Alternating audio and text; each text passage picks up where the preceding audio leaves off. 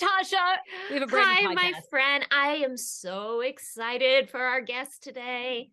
Me I too, wish because he would have been in my life 10 years ago. Things would have don't you? been massively different.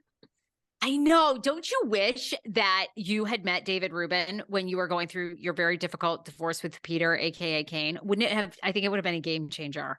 Absolutely. Like it takes a very special kind of lawyer to deal with a narcissist. And most are not equipped, at least the ones I experienced. So look, we're talking about David Ruben, who is a lawyer in Maryland, family lawyer, and longtime divorce, custody, alimony, but he's really become known for specializing in dealing with narcissistic partners, divorces involving very difficult people. And we did not realize this was going to be such a big category for us, but we have found that family law attorneys, and so many of you guys listening that follow us, are going through divorces, or you want to renegotiate alimony or child custody. And so we wanted to bring in another lawyer partner with this specialty because we really heard from you guys. And that man is David Ruben, who is joining us tonight, who is going to tell us all kinds of things about narcissists, going through divorces, just advice. And of course, you can hire him 100%. We want you to hire him. He's an incredible attorney who's been in business for more than 20 years. So hi, David Ruben. Hi, Sarah. Hi, Natasha. How are you? Thank you for having me on here. Oh, thank you so much for being on. Like I can't wait to You're hear welcome. all of your nuggets of What would you like? wisdom for narcissist. What would you like to know about me or about narcissists or in general? Just all of the above. Well, I know Natasha's going to have a ton of questions, but I think you should kind of set this up for our listeners. Okay. You obviously been a lawyer for a long time, I which have. is terrific. I You have a have. ton of experience in Maryland. I know Right. people are going to ask you. You just handle cases in Maryland, including Montgomery County, Howard County, Baltimore. Correct. Yeah, Okay. I grew up in Silver Spring, Maryland. I've been a Maryland resident all my life, and I, started practicing law in 1991. And mostly what I do is family law. My law firm does a lot of other things as well, but mostly what I do is family law. That's where I've spent my time for the most part in my career in the courtroom. And it's, I live in Howard County. I have cases in Montgomery County, Prince George's County, Anne Arundel County, Baltimore County. I actually enjoy going all over the state. And I've just, for over 30 years now, I know you said 20, over 30 years now, I'm old. I've just gotten the experience and gotten to the point where it's so second nature to me. I don't want to say I enjoy doing family law. Nobody ever wants to say that because it's not a great topic, but I've found that I've had a lot of success and my clients seem to be really, really happy. Over the last, I'd say 5 or 6 years, not a coincidence that someone famous came onto the scene and started talking to all of us in 2016. The concept of being a narcissist came out. People who were, there's always been narcissists, as far as I can tell in my readings. There's always been narcissists, of course, but people didn't understand what it was. And those who were narcissists, and maybe you've heard of what a covert narcissist is or an overt narcissist is. I mean, there are different kinds, and people have becoming overt narcissists. They're out. They're letting the world know what a bad, terrible people they are because they think that's a good thing. And over the last 4 or 5 years, I get so many calls, and I'm going to say women, and I'm going to talk about women for the most part because it's probably about 95%. I think that the statistics actually say those who have been diagnosed formally or just generally, they're men. I mean, it kind of makes sense if you understand what a narcissist is and why it would be the men with privilege and the feelings of power and, of course, insecurity. But about 95% of the people that are narcissists are men. So it's the women that call on a regular basis, and over the last couple of years, even more than ever, saying, "Oh my God, what am I supposed to do? I'm living with a narcissist." I realize now, because I've listened on podcasts or I've looked on Facebook and I've read about it, and these symptoms that this person is exhibiting. How do I deal with this in a divorce custody situation? And I've dealt with many of these cases from beginning, meaning, 6 months before they were considering separating, up to it, helping them along during the divorce process. And there's many clients that I have that got divorced a couple of years ago, and I still communicate with them because they're co-parenting, and it's not easy co-parenting with a narcissist. So that's where I'm coming from with my experience. So I've gotten to the point where I'm so comfortable with it, and I get the sense that I know, I'm not saying this to be not humble or anything like that, but I know a lot about this more so than judges, because a lot of judges don't understand it and they've never been confronted with it. They're there to tell the truth. I mean, to figure out who's telling the truth and not, and apply the law and do the best they can. But this whole narcissism aspect of a custody divorce case is really unique, and it takes a different kind of understanding. So I feel like I'm able to relay that to the judge in a good way, and it seems to be helping clients. So that's what I'm trying to do. That is such a special talent to have, because the thing about narcissists is the majority of the time they're incredibly charming. They charm over the judge and everybody else, thinking that Right. they're super dad and Right. she's just crazy and Right. and all of that stuff, and the gaslighting. How are you able to do that? Able to let a judge see him for who he really is? Well, one, I tell you, I think I told you guys, I read a book on how to annihilate a narcissist in court, which was helpful. So there are books on it. And is that's literally the There's title? literally a book, How to Yeah, show us. Annihilate a Narcissist in Court. How to Annihilate a Narcissist in the Family Court. It's written by Okay. Rachel Watson. Now, she's not in Maryland, but I got that a couple years ago, and I keep 30 of them in my office so that when people come in, I show it to them. And then the other books are, co-parenting with a narcissist and co-parenting with I a have toxic that one. ex. I have that one They're too. just really good books. And, so I've read those, and more importantly, I've had the experience. And you said, how do I get that? How do I do that in court? How do you do it? Well, you kind of, most of these narcissistic men are they're not necessarily my age, mostly 30s, 40s, 50s.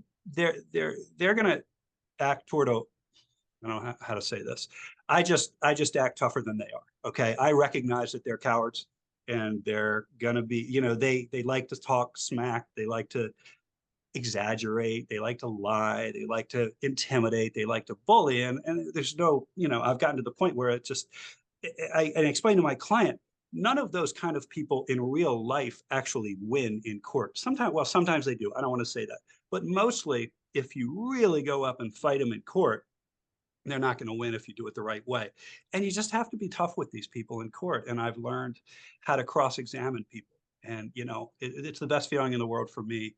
A woman may be with a man for 15, 20 years and never really have the say, and never be able to confront him, because if she says something to him, he's going to turn it around on her and make her think she's the crazy one, and the neighbors are going to think that she's the crazy one, and the family's going to think she's the crazy one. And when they call me initially, they're like, but he says this, and he says this, but he says this is going to happen. And I always say in my first conversation, well, but he's a liar, right? Yeah, but he's going to say this. I understand, but ultimately, when we get to that trial and we go in front of a judge, we always try to settle cases, and if we can settle cases because they back down, that's always good and best for the kids. But with a narcissist, it's really difficult to do that, and I often take the position, let's just go to trial. And they freak out. They don't like that. They blame everything on me, the narcissist husband. Go to court, and then you just have to be tough, and you have to explain it to the judge right off the bat. You can't back down to these people. And ultimately, I mean, I had an example of a case that I had a couple years ago against a gentleman that was like that. I mean, we went for a year. My client was nervous and worried and scared. And I kept saying, and I can say it, but they don't really believe it until it happens. And even after it happens, it's hard to believe. But it's going to be okay. It's going to be okay. The judge isn't going to believe him. I promise you, the judge isn't going to believe him. And then we did it. We cross-examined. And at the end of the day, the judge said, you know what, sir, I believed two things of what you said in the last 3 days. I believe that you were truthful about your name and that you love your children. That's it. Wow. And we got what we wanted. And it was just that there for that client of mine who now knows going forward, because believe me, a narcissist, the next day, they're going to pretend like they won. They're going to tell the world they won, regardless of what the paperwork says. They're going to pretend like it. But at least she knows now that, all judges may not be that way, and you never know what's going to happen. But at least she knows that it's not her that's the crazy one, and she seems validated. And that I really, that's a positive thing about what I do. So in court, you just have to be strong with these people, and you just can't let them bully you around. Natasha, was Kane ever cross-examined?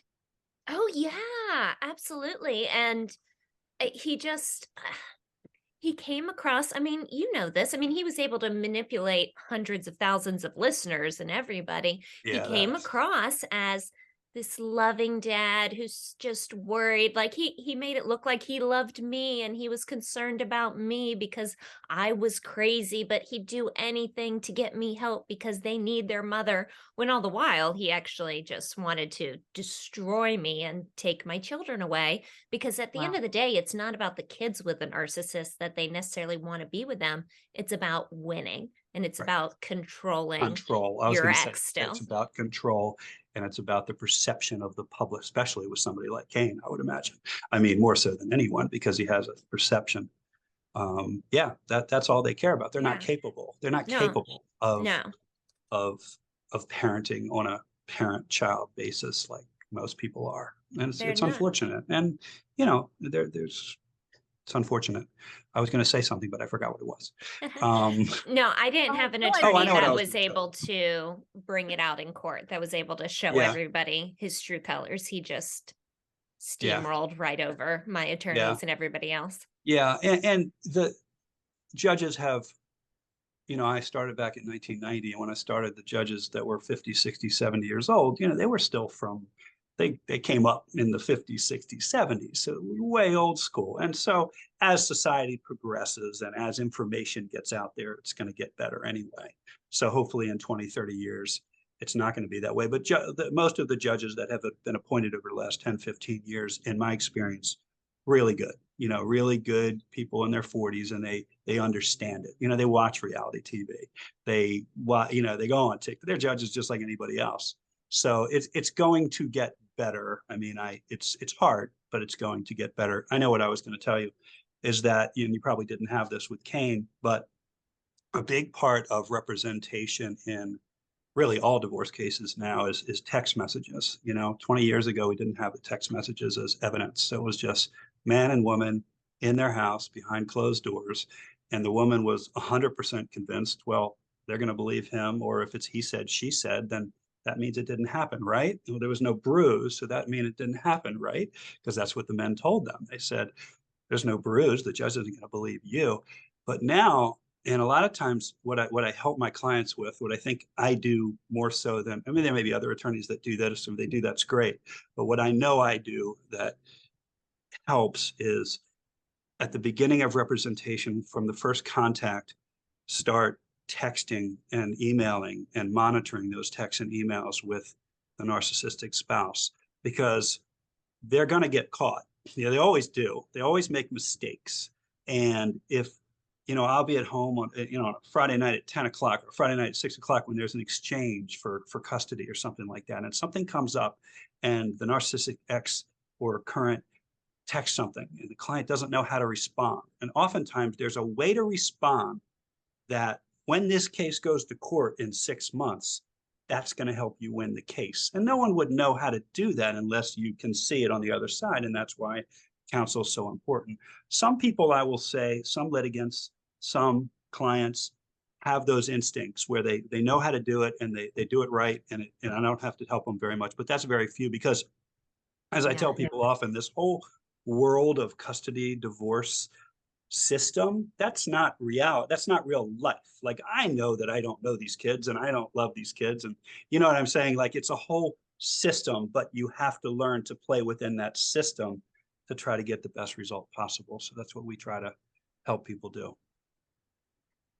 Natasha, please jump in if you have a question, but I No, wanted I mean, I was just thinking, like, you almost, especially when with these women who, you know, you're meeting the narcissist for the first time, but they've been being brainwashed from them for, you know, Yep.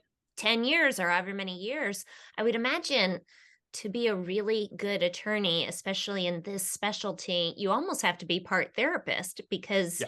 you have 100%. to retrain these women of a new way of thinking and empowering them, which Yes. to have an attorney that's able to do that as well, I mean, it takes heart. I try. Yeah. Incredible. I mean, I try my best. I try my best. And oftentimes it's what you've got, it's too much time. You've got to go to your therapist and talk about that with them. But it's therapy in the context of the co-parenting and getting them to understand, divorce cases. I don't know if you remember doing interrogatories and requests for production of It's documents and perhaps miserable. depositions. And it's so, from your perspective, intimidating. It's so much information. So, we're handholders as well. And we have to say, look, this is how you do it. It's done in every case. You just have to follow the rules and you'll get the best result possible. And don't get me wrong, I don't win every case. Winning in a divorce case from a divorce lawyer's is having your client walk out of the courtroom knowing that he or she was represented to the fullest, got their story out, and had the judge hopefully do something that seemed to be fair and reasonable. It doesn't mean you get everything you want, but if you can walk out with your head high and know you had good representation, then at least you can move on. And that, to me, because a lot of people will tell you, you should always settle a case. You should always go to mediation and collaborative law and all that stuff. And again, if two people can work out a case between themselves, that's always better. There's no question about that. But in my opinion, it's forced upon people too much with the system.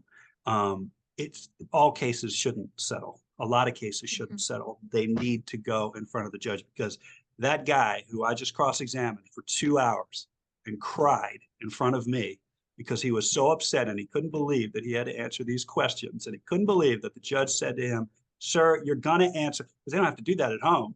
They can change the subject, they can turn it on you, they can do whatever it was. And if you can get the judge in the right position to say, sir, you're not asking him questions, you're not evading the questions, you need to answer the questions under oath. And if you can do that to somebody, then at least they know that they're not going to want to go through that anymore. Now, again, narcissists may forget about it the next day and think they won, but they know in the back of their head. And I think it helps for the future. And it's validating for the woman too, to finally 100%. be able to have somebody be able to get this man to tell Right. the truth or to Right. answer the questions, not to Right. Who else do can his it be? usual Right. charming and evading. You're the only Right. one that can In make a, him do that. in a weird way, that's true. I mean, it is. It's just true. And the judge, ultimately, who will then look at the man and say, sir, blah, blah, blah, blah, blah. Of course, the man's going to say, well, it was my attorney's fault and the system's fault. And Yeah. I'm going to do this. They always do that. But, we do the best we David, can.